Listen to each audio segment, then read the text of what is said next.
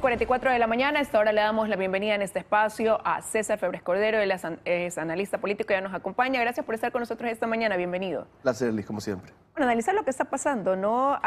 Parecía que había ya una ruta clara para este apoyo, a ver quién iba a ser, a quién va a ser el presidente del próximo periodo legislativo, que ya había un preacuerdo, se decía, entre el Partido Social Cristiano, Revolución Ciudadana y el movimiento oficialista ADN, pero las cosas comienzan a cambiar y todo esto a raíz de un posible apoyo a un juicio político a la fiscal Diana Salazar. ¿Usted cree que se derrumban esos preacuerdos, que la situación puede cambiar cuando faltan 13 días para que se instale la primera sesión de la Asamblea?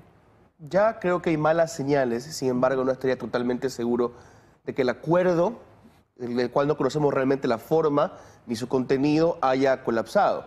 En el pasado han habido conflictos muy fuertes, serios, entre el Partido Social Cristiano y la Revolución Ciudadana. En su momento, en junio del año pasado, se intentó destituir al presidente de la República, Guillermo Lasso, en los últimos días del paro, y el PSC no dio los votos. El correísmo se dedicó a acusarlo de traidores a la patria, oligarcas, enemigos del pueblo y una serie de cosas más. Unos meses después estaban trabajando de nuevo en ciertos proyectos de ley y terminaron siendo los principales socios del juicio político contra Guillermo Lasso para intentar destituirlo. Tenían los dos interpelantes. Entonces, estas peleas se olvidan rápidamente. Ahora hay muchos peligros que pueden ser, por supuesto, estas peleas pueden hacer tóxico el acuerdo hasta cierto punto para la gente. Y hay que recordar que están pensando con un sentido muy electoral porque va a ser un periodo corto y vamos a estar cerca de la campaña en unos cuantos meses, una nueva campaña. Y también recordar que los problemas son internos en las bancadas. Parece que se ha calmado un poco la cosa en la Revolución Ciudadana. Vamos a ver si es así. El PSC, como siempre, dice que tiene 18 asambleístas, pero dos de esos, Lucio Gutiérrez dice que son de él y de su bancada. Entonces también hay que ver si hasta los números cuadran y las relaciones internas de los bloques y bancadas se mantienen en paz. Pero el correísmo ha dejado claro su intención de ir a un proceso de fiscalización a la fiscal general Diana Salazar.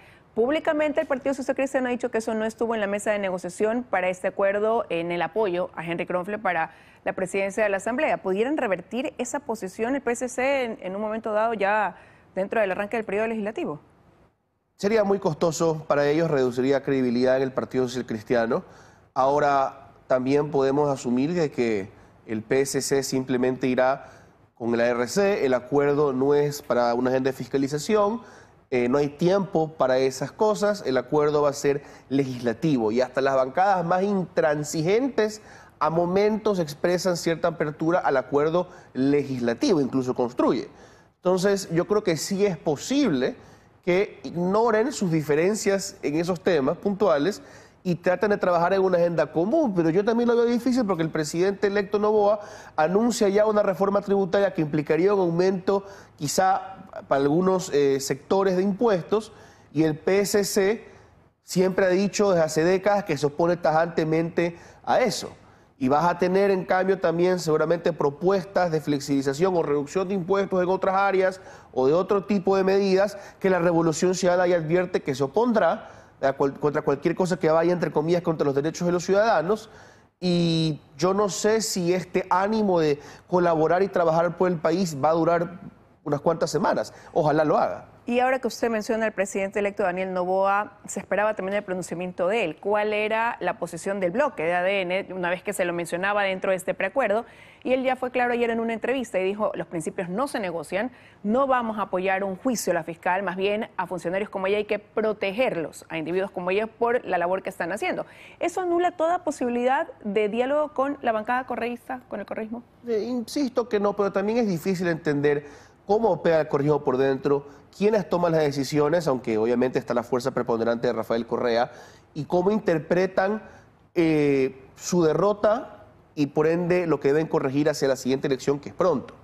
Si ellos perciben que la oposición quizás fue exagerada o mal ejecutada contra Guillermo Lasso, que le fue costoso el juicio político por más que Lasso era impopular, pues querrán colaborar un poco más con este gobierno, no poderse no bloquear, entre comillas, tanto. Pero si la dirigencia de la Revolución Ciudadana, o por lo menos Rafael Correa, piensan que la elección no se perdió por eso, se perdió porque, según él, lo mataron a Fernando Villavicencio para hacerle daño a él, se perdió por los cartones, se perdió porque la gente es tonta o la gente vota mal, entonces simplemente repetirán sus acciones de los últimos 2 años y la viabilidad de esta asamblea se vuelve mucho más complicada. Pero ayer en este espacio, por ejemplo, la asambleísta electa Ana Galarza de Construye le decía al presidente electo Daniel Noboa: usted no necesita del apoyo de esta bancada correísta que busca la impunidad para poderle dar viabilidad a su plan de gobierno. Usted contaría con el apoyo del resto de bancadas al interior de la asamblea y tendría los votos que necesita para apoyar sus proyectos. Yo no creo en esas matemáticas, esas aritméticas de los políticos. De nuevo, porque él dependería de varias bancadas, algunas no están claras en su conformación, el PSC siempre tiene cálculos muy especiales, la bancada de Lucio Gutiérrez todavía no se define, no se sabe cuánta gente saldrá de la bancada realmente de Construye, quiénes son estos independientes regionales, con quién se están alineando, los pequeños movimientos, Retos, Pachacutic, terminan sumando votos, con quién van a estar. Entonces, con todas esas dudas, aunque uno pueda sumar todos los que no son correístas, vamos a ver si se van a mantener unidos y el correísmo permanecerá igual como la primera bancada de la Asamblea Nacional, no muy lejos de la mayoría y por ende no muy lejos de voltear a ciertos asambleístas y bloquear una agenda presidencial que los excluya. Pero no está arrancando el correísmo como, sí, la minoría más importante, pero arrancando solo. Al menos aparecería en este inicio, ¿no? Como digo, ahora con estas posiciones contrapuestas, ya el Partido Social Cristiano que se deslinda prácticamente de este preacuerdo de lo que se pudiera haber hablado, ADN que también dice nosotros no vamos a negociar eso. Bueno, yo creo que la Revolución Ciudadana, para bien o para mal, está acostumbrada a moverse sola.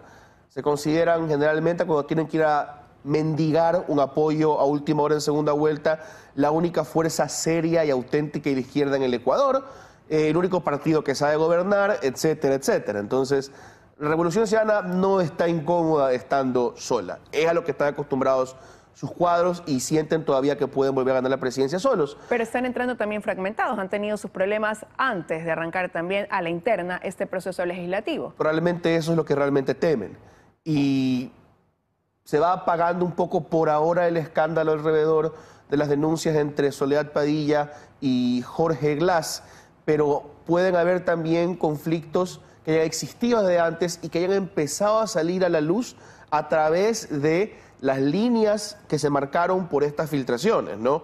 Divisorias entre ciertas agrupaciones de la Revolución Ciudadana. Vamos a ver cómo se mantiene la cohesión de ese bloque. Hasta ahora ha demostrado, fuera de los eventos del 2017-2018, ser un movimiento que rara vez pierde esos momentos de fortaleza, cuadros, asambleístas, no tiene fuera de la, digamos, pelea entre el morenismo y el correísmo.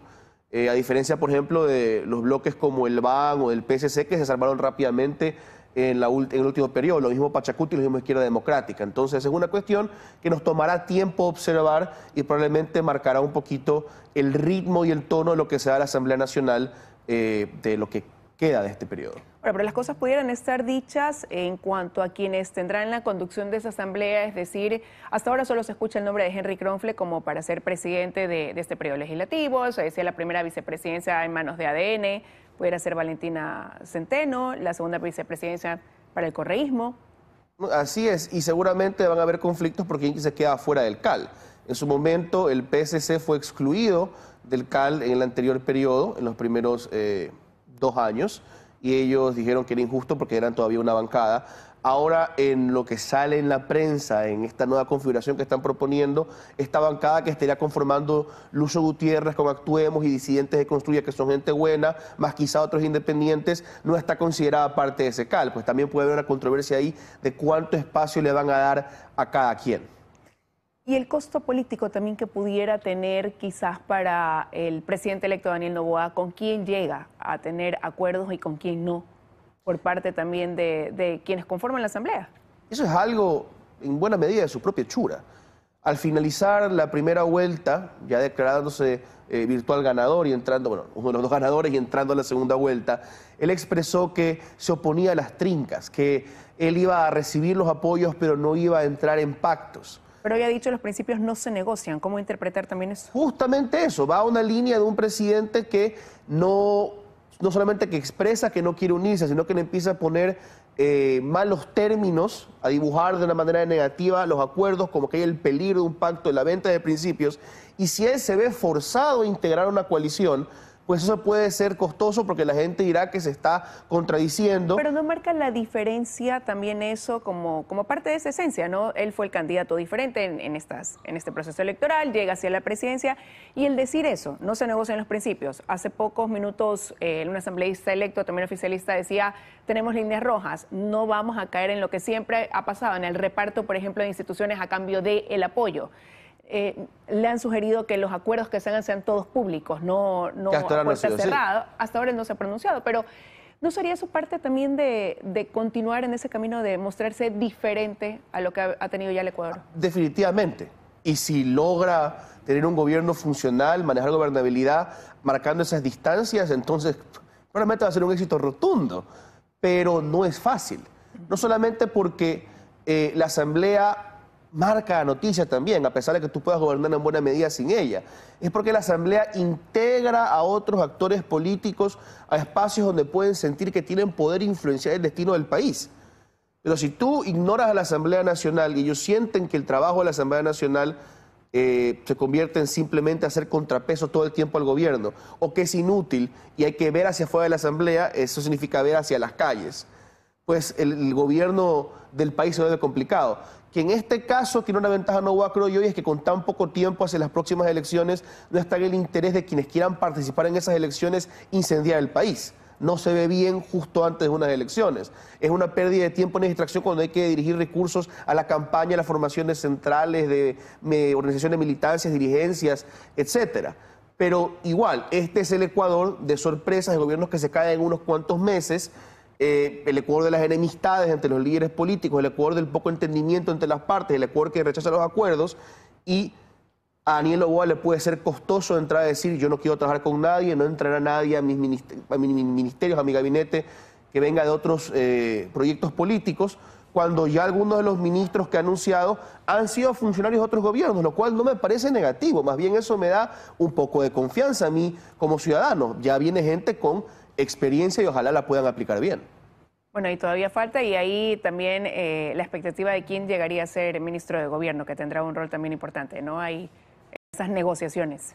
Y el presidente no debe tener miedo a permitir que ese ministro o esa ministra de gobierno brillen con su propia luz, que ejecuten a su nombre, que se acerquen con fuerza a las otras bancadas, a los otros grupos políticos y cuidar lo que no cuidó este gobierno saliente. Tener una misma línea, tener una misma opinión, porque si nuevamente tenemos un ministro de gobierno que sufre todos los dolores y pasa por una infinidad de peripecias para poder sentar en la mesa de los otros políticos y llegar a un acuerdo, y el presidente sale y empieza a decir que el resto del país son narcos, corruptos, terroristas o enemigos de la patria, pues va a ser imposible sostener el trabajo de la función ejecutiva y una buena relación con la función legislativa. Gracias por haber estado esta mañana con nosotros con el análisis. Que tenga un buen día. Con esto de aquí, amigos, ya estamos concluyendo esta emisión de Noticias. Milton. Bien, en las noticias locales. Tenga buen día. Buenos días.